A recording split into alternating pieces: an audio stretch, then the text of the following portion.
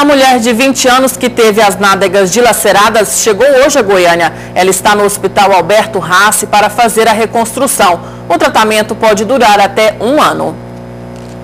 A moça de 20 anos chegou ao Hospital Geral de Goiânia no início da tarde. Ela estava internada em Anápolis desde o dia 19 de agosto, depois de ter as nádegas dilaceradas. Ela foi transferida para o HGG para iniciar os procedimentos de enxerto e reconstituição. A chefe da equipe multidisciplinar do HGG disse que a jovem não falou sobre o que teria causado a lesão. Ela está aceitando bem, tá?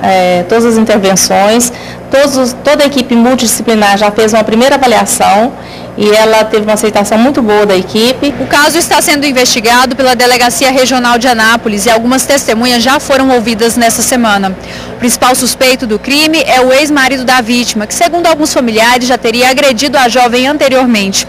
O delegado já solicitou à Justiça um mandado de prisão para o suspeito, mas por conta da lei eleitoral ninguém pode ser preso no período entre 5 dias antes e 5 dias depois das eleições. O cirurgião plástico que vai realizar o tratamento da jovem disse que o estado de saúde dela é estável. Ela teve um bom atendimento no seu hospital de origem em Anápolis e isso fez com que essa lesão tivesse uma boa melhora. O que nós vamos fazer aqui é melhorá-la clinicamente e melhorar aquele aspecto local que ela já existe da ferida, para que ela tenha condição cirúrgica. O médico explicou que a moça vai passar por exames antes de começar os procedimentos de reconstrução, que podem durar até 1 ano. Após estabilizá-la clinicamente, fazer todos os exames pré-operatórios, avaliação em conjunto multiprofissional e nesse decorrer do tempo vai sendo feitos os curativos no local.